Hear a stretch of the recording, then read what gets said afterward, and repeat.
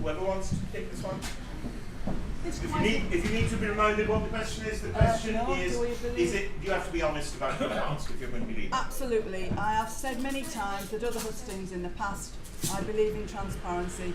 Ask me anything you want, whether it's personal or political, and that's the way it should be, because yes, any diversions from the truth eventually comes out, especially when you come under the microscope of the media. Thank you, Marianne. I'm too clean. Henry Bolton. Yeah, of course, integrity, therefore honesty, is fundamental to leadership. Absolutely. If you're not honest, and you're not honest to your team, how can you possibly lead them? How can you expect them to follow you? Thank you, Henry. To some extent, this question was an elephant trap. I assume that all those who are silent agree that, of course, integrity is important. Read the past. Because that's going to be revisited a bit later. Now, here's a question which is possibly directional. And it is this.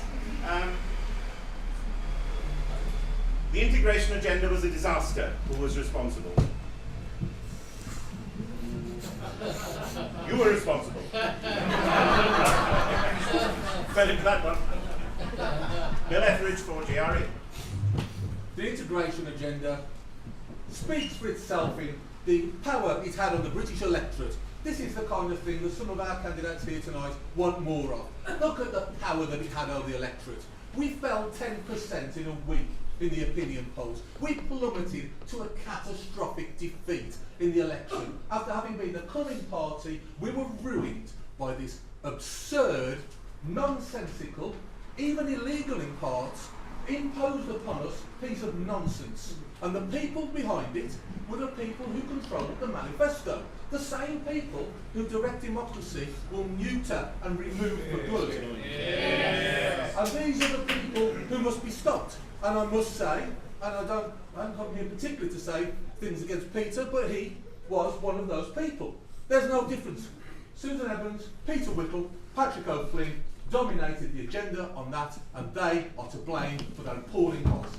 Yes. You have the right to reply anyway without... Okay, well, first of all, with the integration agenda, as it's called, it wasn't, you got it wrong, Bill. Basically, Paul Nuttall, myself, David contributed, Margaret Parker contributed.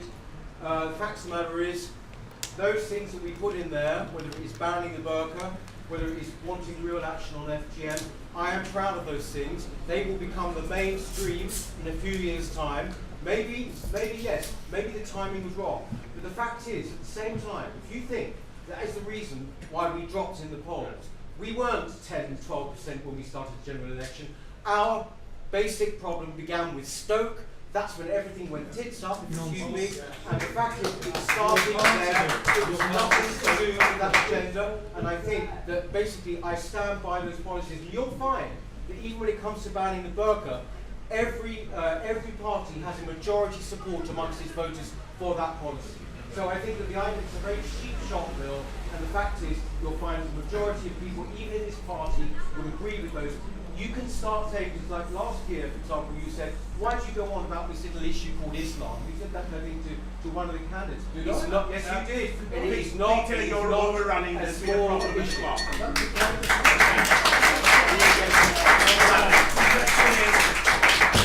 Right, let's, rather than go this way, let's start alternating, so you don't have the same people answering after.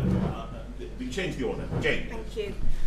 Well, I was particularly disappointed when I saw the policy come out, because it touched on a lot of subjects that I've been working with for about 5 years, about the Pakistani grooming gangs, about female genital mutilation, and a lot of the problems you can see in certain communities. And I felt that as Home Affairs spokesperson, not to be contacted before this policy was released was outrageous. Now, that is part of the problem that we've had within UKIP, the communication and the arrogance and the fact that your opinion doesn't matter. Well, it does.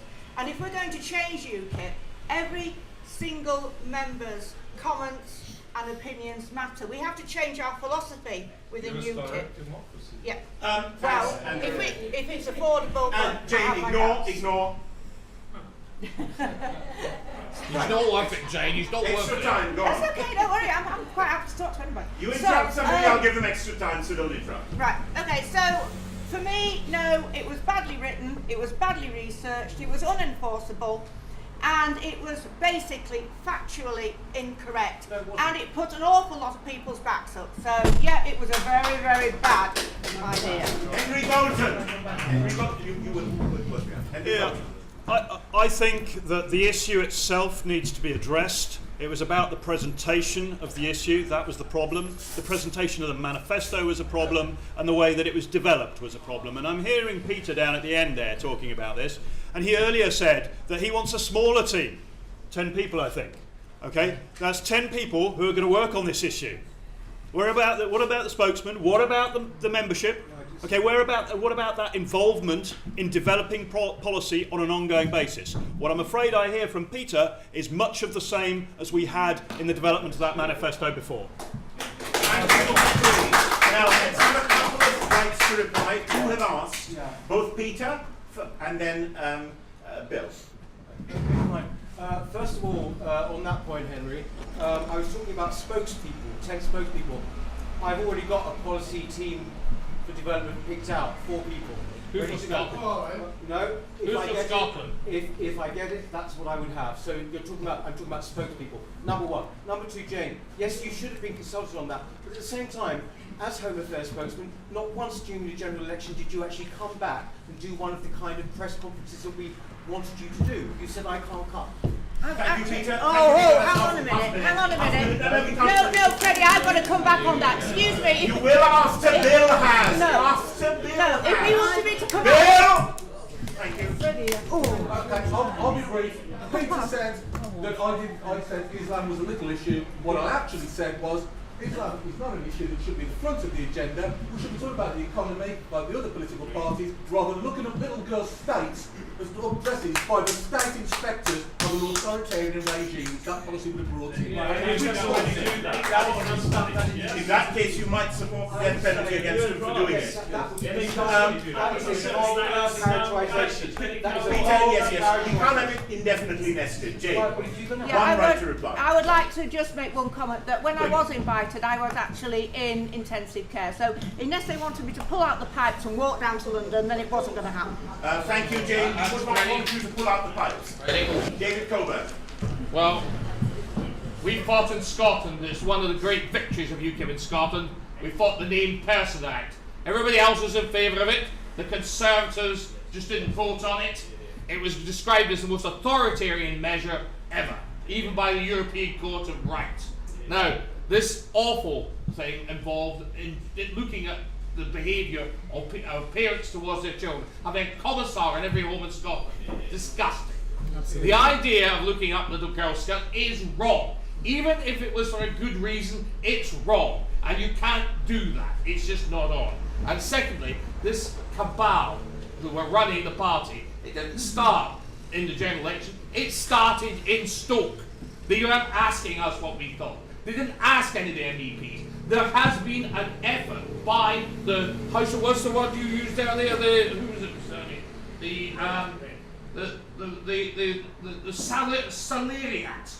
The Salariat of UKIP have had this conspiracy to keep the MEPs out of things. They want to make sure that they have their commissars in every region. They don't want the MEPs Thank you, having a David. say. We don't And want to that's mind wrong. that. Thank you. We don't want to mind that. Anyone else? Marion. What have they done for UKIP in the last 4 years?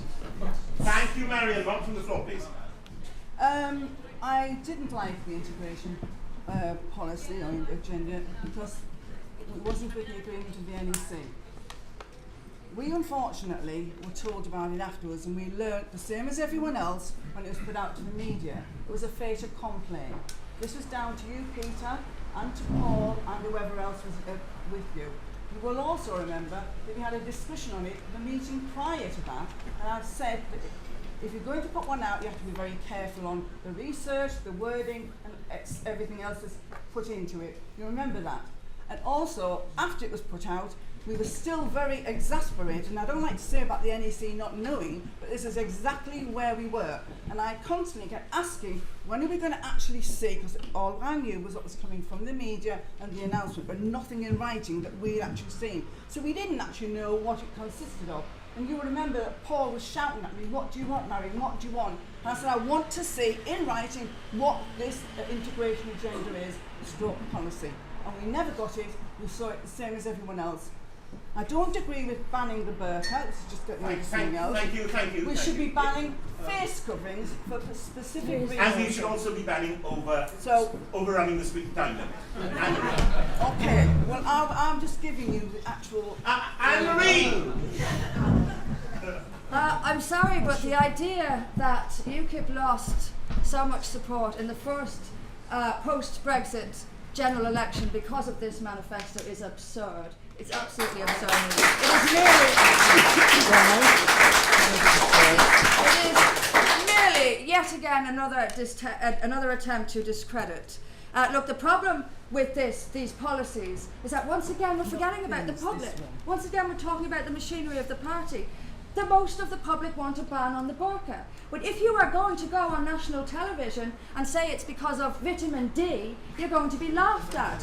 You need to know the legal argument against the burqa, the political argument against the burqa, the philosophical arguments against the burqa. You need to make them clearly, and no one can come back at you. The problem is no one knew what they were talking about. You can't ban Sharia councils without criticising Islam either. Sorry, no politically correct way of doing this. You've got to do it right.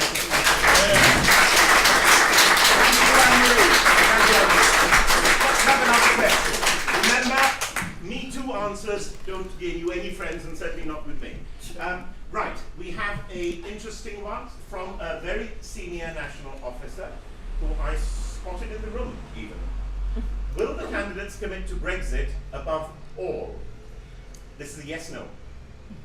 Do they appreciate that if they get sidetracked and it's betrayed, that they will be just as deserving of the lamppost and the piano wire as Blair, Starmer, and I'm not allowed to say Gina Miller, so I won't. I did not. No. So, can we have a yes/no? Is Brexit overrides everything? Now, just please think. Let's do from that order right now to be different. Yes. Yes. Brexit above everything. Absolutely. Right. Henry. With the one condition, No, yes or no? the nation comes first. Britain comes first. Yes. Britain, yeah, but come on. Does Brexit trump any other policy? We can't have a policy Yes. called Britain. Yes. It's point one. Without it, everything else is meaningless. Correct. I understand. Jane? Yes. I've said in my start, yes. Yes. Everyone else, yes? Yeah, okay, fine. Another good question from the national background. Now, are you an establishment man or woman?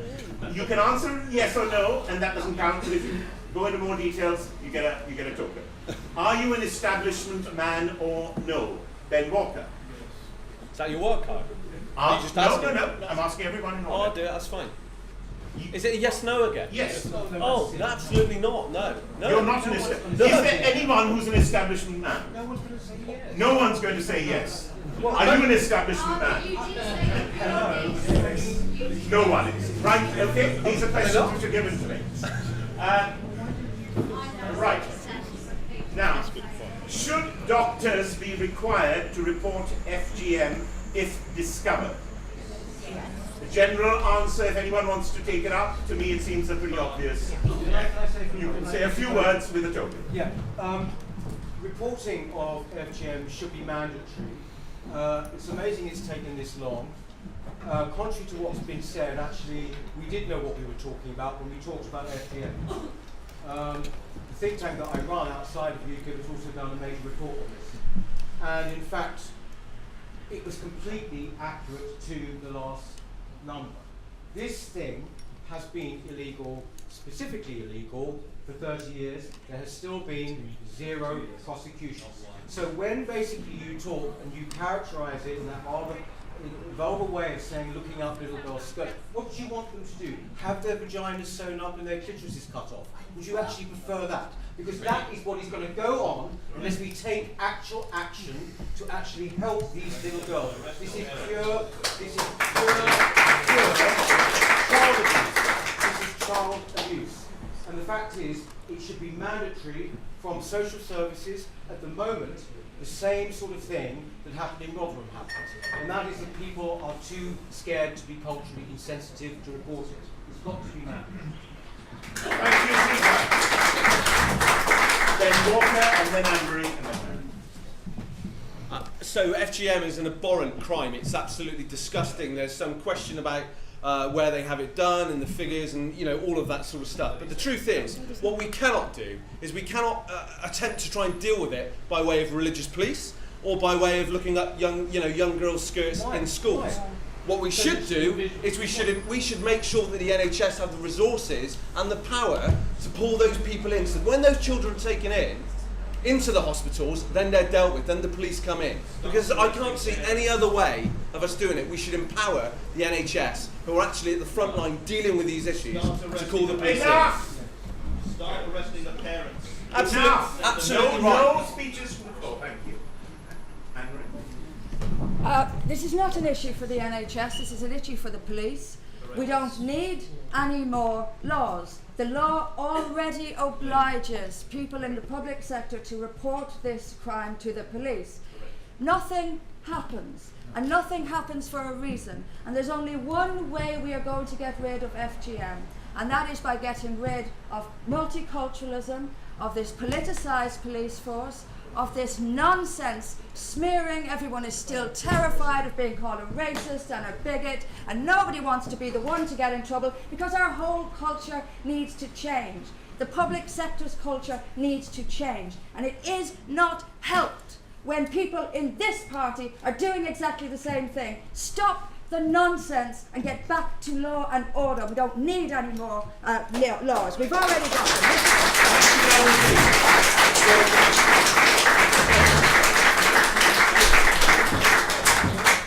The biggest problem is, as Anne-Marie mentioned, we have a problem with all our statutory bodies in this country that they will not do what they are paid to do.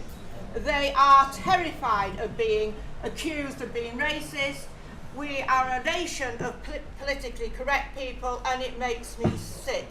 The Labour Party in Rotherham and nationally, and believe you me, I don't particularly like Sarah Champion, but when she actually came out and said Pakistani Muslim grooming gangs, they flew at her and she lost her seat on the shadow cabinet.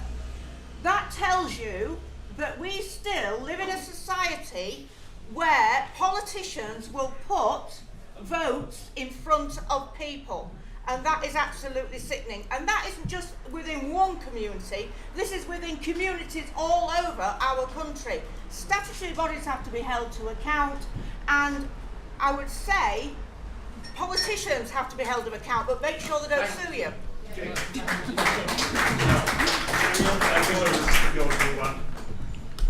Okay, well, I agree with one thing that Anne-Marie said at one of our other hustings. There are actually 14 NHS clinics in the country that deal with FGM, and it just surprised me that we haven't had anything coming from them of incidences of FGM. Now, one thing that Anne-Marie said the other day is a mother who's had FGM performed on her, obviously before she came to this country, one would presume, any of her children, she should be put on a register, and any of her female children should be checked on a regular basis. That is one thing. So that is one small bit forward. And also, as a nurse, obviously I don't work in midwifery, and I'm not working in an element of where I would come across it. But probably speaking from some of my colleagues who I've spoken to recently, I think they need to have more information actually. They need to be told about it more, and there needs to be more official information going to NHS staff and doctors. Thank you so much, Marion. David Coburn. FGM is an absolutely abominable crime. It's appalling. Political correctness obviously behind protecting it all. Yes, it's appalling. the authorities should crack down on it. They should go to the perfectly good laws we've got to deal with it. But of course they don't want to deal with it. We want to stop that. But what the problem with this was that we led with it in the election. It wasn't the issue. It's an important thing, but it's not what you lead with. It just gives our enemies, who consider us to be extremists or anti-Muslim or anti-whatever, it gives them ammunition that why hand the man a rock and ask him to throw it at you? And that's exactly what we did. It was utterly ludicrous. So, you know, that was the problem. Why did we use that? We must make sure that people get what they want. People are worried about putting food on the table, getting their parents into the health service. You know, that's the sort of people who the people want to know about. FGM, yes, it's a bad thing, but you don't lead an election campaign with that. Thank you, David. David Burton. Okay, thank you. Of course, it's an appalling crime, and it stems from the people who have got into the top positions in our institutions, such as the Crown Prosecution Service, the police services, and even some government departments. You may have heard of an organisation called Common Purpose. I mentioned Frankfurt School Cultural Marxism before, and there's all these things which are rotting our country from the inside, and they're not going to change until UKIP gets into power. And that might seem like a distant dream to you, but I want to lead this party into a place where we can get into Westminster. And when people see us and believe that we are the party to change this country and to stand up against political correctness and wipe out and sweep away all these people who are in Common Purpose, who are cultural Marxists, then we will see a change. And if you want a leader who's going to stand up with intelligence and speak about these things articulately and pinpoint where the problems are, this is it. As you have done. Thank you so much.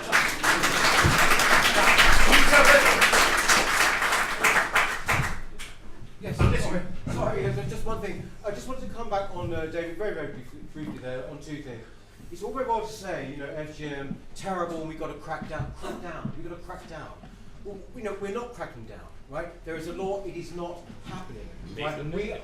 Now people know what FGM is, and that's because journalists can talk about it and it goes over people's heads. We actually champion this. This is a huge issue, and now people know about it. It's not going to be off the agenda. That can only be good, just like the burqa and just like Sharia courts. The fact is, these are things, David, if you think that the majority of people, ordinary people, are just worried about where their food's going to come from, they care about this a hell of a lot. You must have been going around the country and you would have seen the same thing. People are worried about immigration, worried about multiculturalism, worried about the advance of radical Islam, all of these things. Ordinary people, that is what you hear time and time again, not just about wages, which of course are also important. Thank you so much, Peter. They're not interested in Inverness, and they're not interested in Padstow. We got that. That's David. the problem. We got that, David, but I've got 3 or 4 points. One, there are questions coming to me of a very strange nature. No, yes, I am now single. As to circumcision, mind your own business. And can we just bring this to a close and start a good fist fight? Now that's a good one. So let's have a break.